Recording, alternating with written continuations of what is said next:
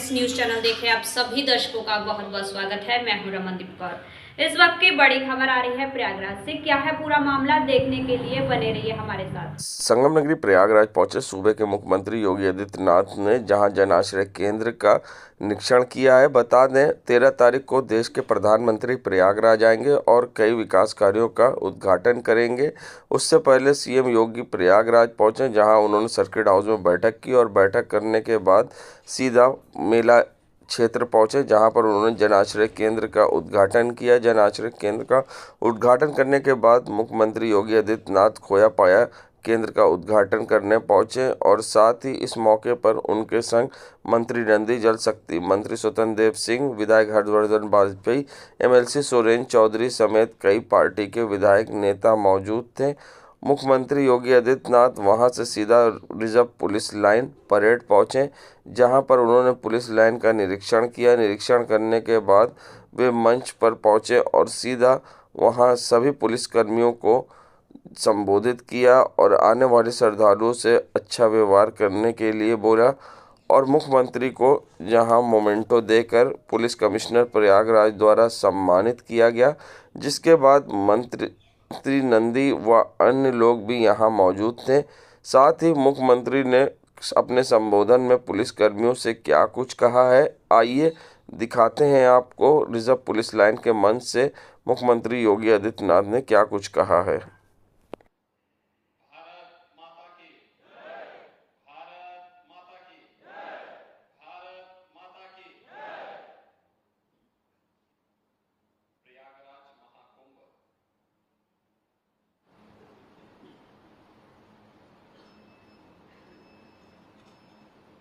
भव्य, दिव्य और डिजिटल बनाने की दृष्टि से उसकी स्वच्छता, उसकी सुरक्षा और सुव्यवस्था कैसे होनी है, इस उद्देश्य से उत्तर प्रदेश पुलिस के द्वारा की जा रही अपनी तैयारी के क्रम में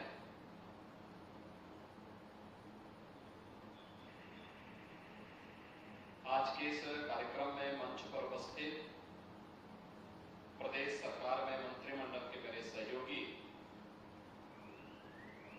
श्री स्वतंत्र देव सिंह जी,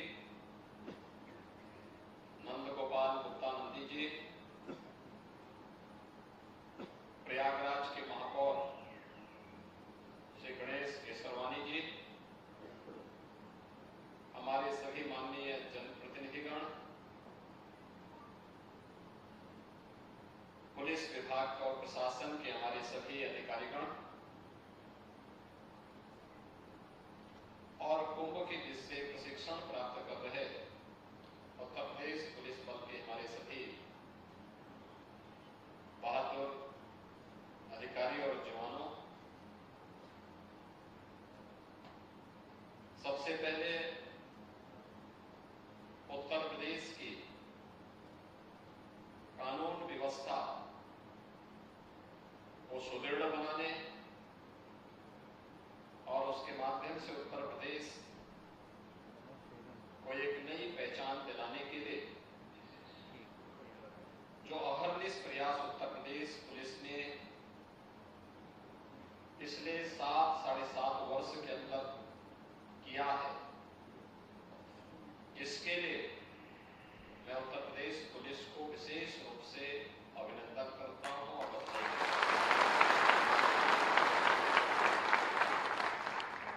उत्तर प्रदेश पुलिस को इसका भी श्रेय जाता है कि उसने दुनिया के सबसे बड़े धार्मिक, आध्यात्मिक और सांस्कृतिक समागम कुंभ के आयोजन को पूरी भव्यता और दिव्यता के साथ आयोजित करने के लिए 2019 में जो मानक गढ़े थे उसकी सर्वत्र सराहना हुई। यह आपका सौभाग्य है कि आप दुनिया के सबसे बड़े सिविल पुलिस के भाग है उत्तर प्रदेश पुलिस में आने के बाद। और उत्तर प्रदेश पुलिस अपनी जिस पहचान के लिए मुमताज था, आज देश के कई राज्य आपका अनुसरण कर रहे हैं। आपकी क्षमता से, आपकी कार्यकुशलता से, आपकी व्यवहारिक दक्षता से और तकनीक का बेहतर उपयोग करते हुए कैसे हम सुरक्षित माहौल जनता जनार्दन को दे, इस दृष्टि से भी उत्तर प्रदेश पुलिस ने अनेक मानक बढ़े हैं। उत्तर प्रदेश की छवि को बनाने और उसके माध्यम से उत्तर प्रदेश के अंदर आम जनमानस के मन में एक विश्वास पैदा करने और उस विश्वास के माध्यम से दुनिया के सामने उत्तर प्रदेश की छवि को बेहतर बनाने, इन तीनों का आपस में समन्वय है और संबंध है। 2017 में जब उत्तर प्रदेश में हमारी सरकार बनी थी, हमारे सामने चुनौतियां थी। चुनौती तीनों प्रकार की थी। जनता का विश्वास डगमगाया हुआ था, दुनिया की धारणा उत्तर प्रदेश के बारे में बहुत नकारात्मक थी, पुलिस का मनोबल गिरा हुआ था, छवि अच्छी नहीं थी। ये तीनों चुनौतियां थी। पुलिस का मनोबल इसलिए गिरा हुआ था क्योंकि सरकार के स्तर पर जो ध्यान दिया जाना चाहिए था, 1.5 लाख पुलिस बल के पद खाली थे, वे नहीं भरे गए थे, भरे नहीं जा रहे थे। योग्यता के मानक को ध्यान में नहीं रखा जा रहा था, नियत खराब थी। पुलिस की अवस्थापना सुविधा अत्यंत खराब थी। मैं अचानक एक दिन लखनऊ पुलिस लाइन के विजिट पे गया था और मैं भौचक था। पुलिस के 2 जवान बैरक में थे।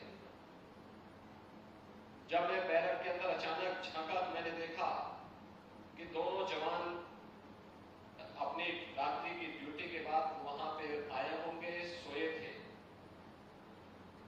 जहां वे सोए हुए थे वहां पे पूरा जाला लगा था, ऊपर छत के ऊपर कुछ भी नहीं था, एस्बेस्टस टूटा हुआ था। यही सीजन था, यही दिसंबर का महीना रहा होगा। मैं भौचक था, तो मैं जैसे पीछे हटा था तब तक एक जवान की आंखें खुली, उसने मुझे देखा तो तुरंत खड़ा हुआ। मैंने कहा नहीं देखो, मैं तो केवल देखने के लिए आया हूं यहाँ पे क्या सुविधाएं हैं। और मैं वापस आया, फिर मैंने कहा भाई हर पुलिस लाइन में पुलिस कार्मिकों के रहने के लिए अच्छे बैरक बनाए जाए। आज आप देखते होंगे बड़े नगरीय क्षेत्रों को छोड़ दें तो छोटे नगरों में जो सबसे ऊंची मीनार होगी वो पुलिस की बैरक होगी। पुलिस कर्मियों के रहने के लिए एक व्यवस्था, पुलिस हो या पीएसी के जवान हो, उनको बेहतरीन अवस्थापना सुविधा बना दी गई। PRB 112 की रिस्पांस टाइम को कम किया गया, ट्रेनिंग की क्षमता को हमने कई गुना बढ़ाया, पुलिस को आधुनिक सुविधाओं से लैस किया जाए, इसके लिए भी सरकार के स्तर पर समयबद्ध निर्णय लिए गए।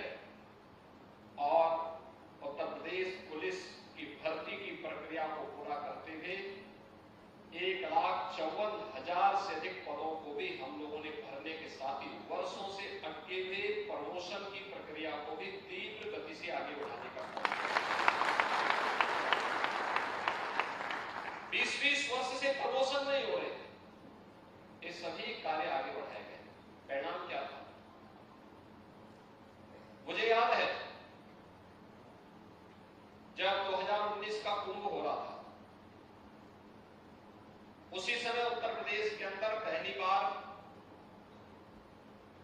प्रवासी भारतीय दिवस का कार्यक्रम विदेश मंत्रालय के द्वारा वाराणसी में आयोजित था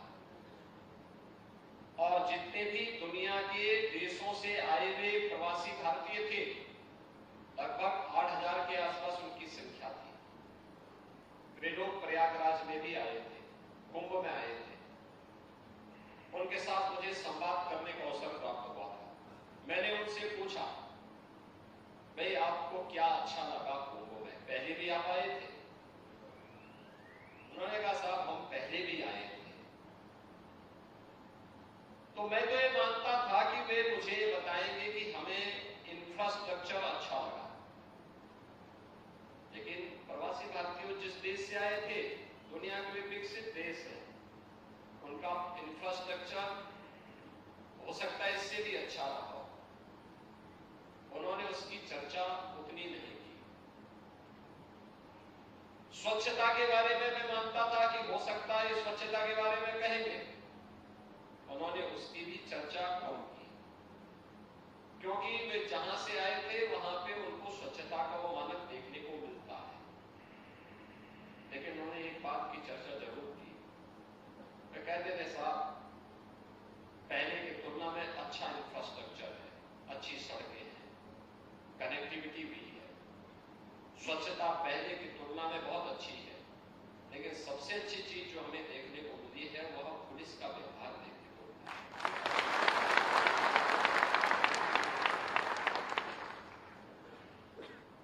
यानी अगर ये कॉमन मैन इस बात की चर्चा करे कि पुलिस का व्यवहार अच्छा है, तो मुझे ये लगा कि हम जो मेहनत कर रहे हैं पुलिस की छवि को गढ़ने के लिए, प्रदेश की छवि को दुनिया के अंदर बेहतर बनाने के लिए, वास्तव में हमारी ये साधना अच्छी दिशा में बढ़ रही है कि उत्तर प्रदेश पुलिस ने 24 करोड़ श्रद्धालु आए थे 2019 के प्रयागराज कुंभ में,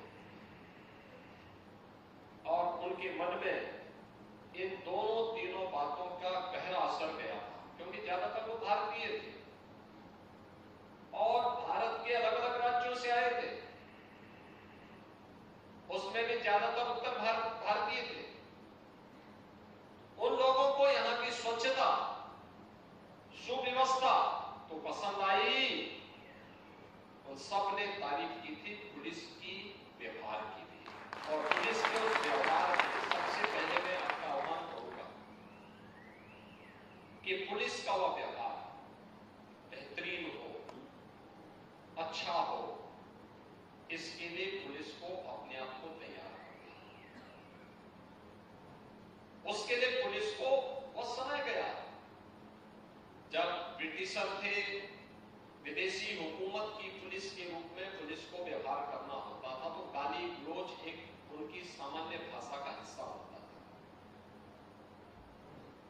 आज हम स्वतंत्र देश के नागरिक हैं और स्वतंत्र देश के नागरिक होने के नाते पुलिस का व्यवहार सामान्य रूप से भी जनता के प्रति तो बहुत फ्रेंडली होना चाहिए, मित्रवत होना चाहिए। लेकिन इस प्रकार के आयोजन में जहां पे हमें अपने इस महानगर की, कुंभ की, दुनिया के सबसे बड़े आयोजन की, आध्यात्मिक और धार्मिक आयोजन की छवि को ठीक करना हो, उसके माध्यम से राज्य की छवि को दुनिया के सामने प्रस्तुत करना हो, उन स्थितियों में हमको भी अपने को उसके रूप तैयार करना पड़ेगा, उसके रूप ढालना पड़ेगा और उसके बारे में सामान्य जानकारी, सामान्य भाषा की जानकारी, व्यवहार की जानकारी, यह महत्वपूर्ण है। टेक्नोलॉजी के प्रति भी हमें उतना ही सतर्क रहना पड़ेगा और याद करना, पुलिस कर्मियों को इस बात का भी ध्यान रखना होगा कि आपकी अलर्टनेस, जितना आप सतर्क हैं, उतना ही दूसरा व्यक्ति सुरक्षित भी है। पहले लगा रहता था बैरिजेस लगाते थे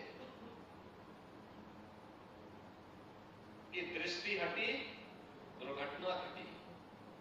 और मुझे लगता है कि पुलिस के लिए भी बैठता है कि आपकी सतर्कता जैसे ही शिथिल हुई, सतर्कता जैसे ही हटी, वैसे ही दुश्मन और विरोधी तत्व कुछ न कुछ ऐसी घटित कर देगा जो न केवल आपकी सुरक्षा के लिए बल्कि मेले की सुरक्षा के लिए, समाज की सुरक्षा के लिए खतरा पैदा कर सकता है। इसलिए उतनी ही सतर्कता बरतने के लिए आपको अपने आप को तैयार करना होगा। और खासतौर पर जब कोई वीआईपी, वीवीआईपी आता है, भीड़ रहती है, उस दौरान इस बात को ध्यान में रखना कि हमारा काम अपने स्मार्टफोन से रील बनाने का नहीं, हमें तो अपनी ड्यूटी को ईमानदारी पूर्वक निर्वहन करके इस कार्य को सफलतापूर्वक एक नई ऊंचाई तक पहुंचाना है। उसके लिए सतर्क रहना, उसके लिए सावधान रहना। कोई ऐसा तत्व तो नहीं घुस गया है भीड़ में जो अव्यवस्था पैदा करे। याद रखना, भीड़ का स्वभाव भगदड़ का होता है। थोड़ी भी अफवाह लोगों को अव्यवस्थित कर सकता है, तमाम लोगों की जान माल के लिए खतरा पैदा कर सकता है। हमें उससे बचना पड़ेगा। कोई जानवर न घुसने पाए, कोई कुत्ता न घुसने पाए, कोई अफवाह न फैलाने पाए, कोई ऐसा शरारती तत्व न घुसने पाए जो समाज का दुश्मन हो, देश का दुश्मन हो, और फिर वह आपके लिए, क्योंकि कहीं ऐसी दुर्भाग्यपूर्ण घटना घटित होती है तो सबसे पहला आरोप पुलिस पे लगता है कि पुलिस क्या कर रही है। पुलिस को कटघरे में नहीं खड़ा होता। इसलिए पुलिस की सतर्कता इसके लिए बचाव का बहुत बड़ा माध्यम बनती है। दूसरा, टेक्नोलॉजी का उपयोग करना।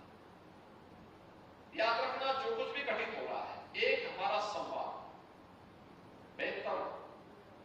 दूसरा, सोशल मीडिया और डिजिटल मीडिया प्लेटफॉर्म की एनालिसिस करने की तैयारी। तो आपका मुख्यालय, IIIC, ये सभी करेंगे। लेकिन हम भी अपनी दृष्टि से सतर्क रह करके इस पूरे कार्यक्रम को सफल आयोजन करने के लिए, ये मान के चलिए कि 1 जनवरी के बाद यहाँ पे भीड़ बढ़नी शुरू हो जाएगी। कुंभ का दायरा बढ़ा है, अब ये महाकुंभ होने जा रहा है। 19 के कुंभ में अगर 24 करोड़ श्रद्धालु आएंगे तो मान के चलिए कि इस कुंभ में 40 करोड़ तक की संख्या पहुंच सकती है। 40 करोड़ लोग, याद करिए, दुनिया के तो तमाम देशों की आबादी इतनी नहीं है। अगर 40 करोड़ की हम बात करते हैं तो भारत और चीन के अलावा दुनिया के किसी अन्य देश की 40 करोड़ की आबादी तो मुझे नहीं लगता है कि इतनी आबादी किसी की। इतनी बड़ी संख्या में श्रद्धालु यहां आएंगे और उनके सामने आपके लिए अवसर होगा उत्तर प्रदेश पुलिस की छवि को फिर से दुनिया के सामने प्रस्तुत करने का।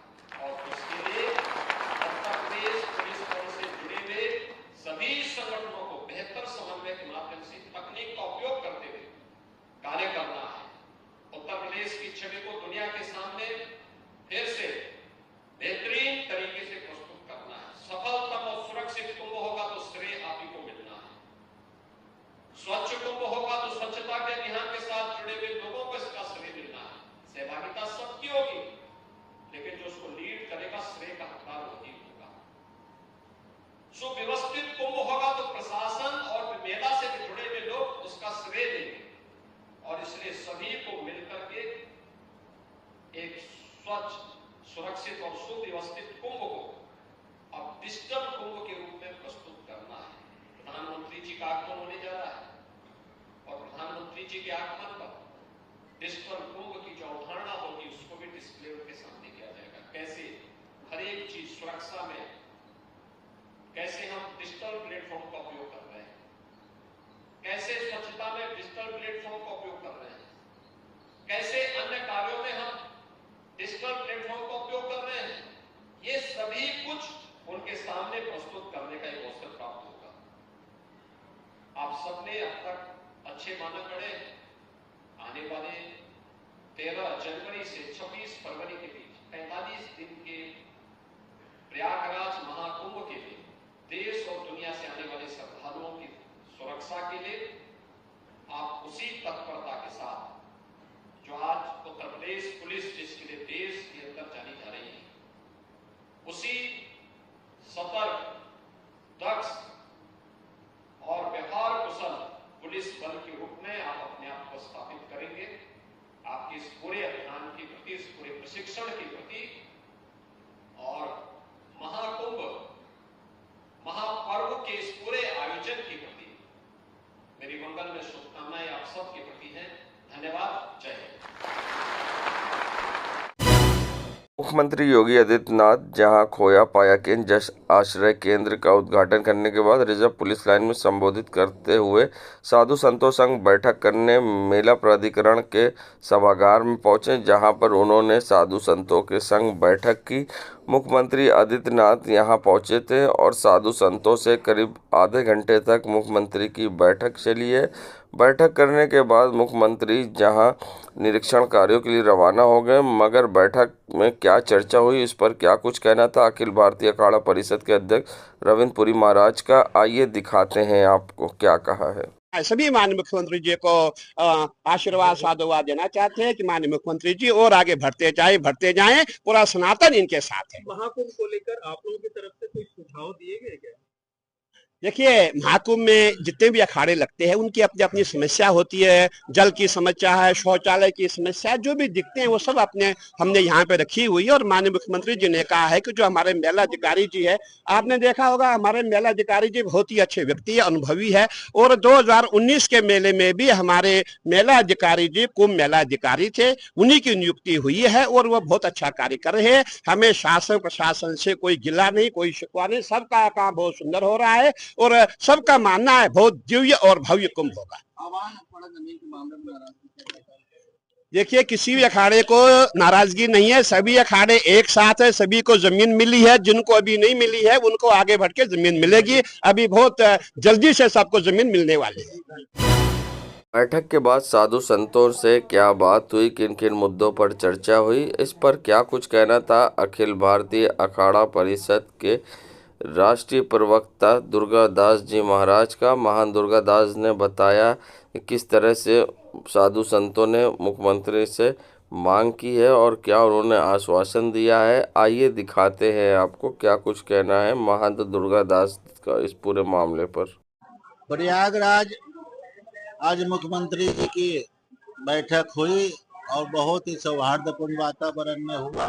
महाकुंभ मेला भव्य और दिव्य हो, इसके लिए सभी संत उनके साथ खड़े हैं और प्रशासन अधिकारी भी है जो युद्ध स्तर पे कार्य करने के लिए यहाँ पे उन्होंने आश्वासन किया। समय से पहले पूरा सब कार्य होगा और इसके साथ साथ कई बिंदुओं पे उनको है जो आकर्षित किया गया है कि हमारा प्रयागराज संगम क्षेत्र विश्व धरोहर के रूप में अंकित हो, जिससे कि विश्व के सनातन धर्मी चाहे कहीं के भी हो, खास करके भारतवर्ष उत्तर पूर्व दक्षिण पश्चिम ये सब है जो भाई संत लोग यहाँ पे आए और भाईचारा का संदेश में ये पवित्र है जो महाकुंभ का स्नान करके नई ऊर्जा के साथ देश की सेवा में लगे। सनातन धर्म बोर्ड और इस सबकी मांग उसमें भी कुछ चर्चाएं। सनातन धर्म बोर्ड का अभी तो हम लोग इस पे चिंतन मनन कर रहे हैं। इसका आगामी सत्र जो है हमारा 27 जनवरी रखा गया है, उसमें सब लोग आएंगे, उसमें जो निश्चय होगा वो आपको अवगत करा दिया जाएगा। संगम नगरी प्रयागराज में एक सोशल मीडिया पर वीडियो वायरल हो रहा है जिसमें स्कूल में बच्चे से सफाई कराई जा रही है। बता दें जहां प्राथमिक विद्यालय में मां बाप अपने बच्चों को पढ़ने के लिए भेजते हैं और उन्हें शिक्षा मिल पाए, मगर शिक्षा के ही मंदिर में जब बच्चों से सफाई कराई जाए तो सवाल खड़े होना लाजमी है। ऐसा ही वीडियो संगम नगरी प्रयागराज के बहराना प्राथमिक विद्यालय कंपोजिट का सोशल मीडिया पर वायरल हुआ है, जिसमें बच्चे स्कूल परिसर में धुलाई और सफाई करते दिखाई दे रहे हैं। वहीं वीडियो वायरल होने के बाद जब वर्ल्ड मीडिया टाइम्स की टीम ने स्कूल पहुंची और वहां की सहायक प्रधानाचार्य और सहायक अध्यापिका से बात की तो कोई भी उचित जवाब देने में असमर्थ दिखाई दी और साथ ही उन्होंने जवाब में कहा कि हमारे पास मैन पावर कम है, स्टाफ कम है और हमारे मुख्यमंत्री खुद कहते हैं कि श्रमदान करना चाहिए। अपनी गलती छुपाते दिखी सहायक अध्यापिका और सहायक प्रधानाचार्य। बता दें, इस स्कूल में प्रशासन की ओर से ये भी कहा गया कि उनके पास क्लीनिंग स्टाफ नहीं, इसलिए बच्चों के साथ सफाई की जाती है। मगर सवाल ये खड़ा होता है कि बच्चे स्कूल में पढ़ने जाते हैं या फिर सफाई कराने के लिए। अगर सफाई कराने के लिए बच्चे जाते हैं तो इसीलिए क्या कारण है कि बच्चों को सरकारी स्कूल में माँ बाप नहीं भेजते। और जिस तरह की ये घटना सामने आई है और जिस तरह से यहाँ आप देख सकते हैं बच्चों से सफाई कराई जा रही है, बच्चे यहाँ पर झाड़ू लगा रहे हैं और वीडियो सोशल मीडिया पर वायरल हुआ है। आपको बता दें, अब देखना होगा इस पर किस तरह की कार्रवाई होती है या फिर इसी तरह से बच्चे स्कूल में सफाई करते रहते हैं। ये तस्वीर है बहराना स्थित प्राथमिक विद्यालय कंपोजिट की, जहां पर सफाई हो रही थी और बच्चे भी यहां सफाई कर रहे थे और जिसका वीडियो सोशल मीडिया पर अब वायरल हो रहा है। आप देख सकते हैं किस तरह से बच्चों से यहां से सफाई कराई जा रही थी और टीचर खड़े थे।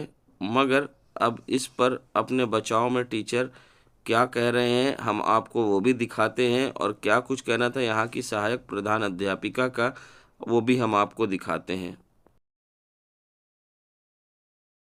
एक्चुअली में क्या है ना, हम लोग के अंतर मतलब काम तो है ही है, देख रहे हैं स्कूल का प्रांगण भी बहुत बड़ा हुआ है, लेकिन एक हम लोग एक इको क्लब बनाते हैं यहाँ पर, जिसमें हेड मास्टर उसका होता है, एक प्रभारी के रूप में सहायक हो जाते हैं और क्लासेस के 2-2 बच्चे रखे जाते हैं। क्योंकि यही सब सामूहिक सहभागिता के अंतर्गत हम लोग ये सब सारे काम कर लेते हैं। नहीं, इतने बड़े स्कूल में मैन पावर की बहुत कमी है। बेटा एक मिनट। तो इसीलिए बच्चों का सहयोग ले करके ही तो हमारे तो मुख्यमंत्री भी कहते हैं कि आप बच्चों का सहयोग ले सकते हैं, श्रमदान करवा सकते हैं। तो मुझे नहीं लगता। ऋषि तिवारी। नहीं, सफाई तो मैं खुद ही कर रही थी, पर जो है इसमें बच्चे लग जाते हैं। हमारे यहाँ सफाई सहभागिता होती है बच्चों की और जो है टीचर्स की भी, तो कोई इशू नहीं रहता है कि हम बच्चों से कराते हैं। हम खुद भी करते हैं और साथ में बच्चों से भी कराते हैं, क्योंकि वो उसमें जो है हमारा बाल गठन होता है, बच्चों का संसद होता है, उसके अनुसार जो है सभी काम जो है हम लोग मिल बांट के ही करते हैं। तो बच्चे भी करते हैं और हमें भी करना रहता है। तो सफाई कर्मी एज ए सफाई कर्मी तो कोई नहीं है। मधुलिका। देश दुनिया की खबरों के लिए world media times news channel को सब्सक्राइब करें।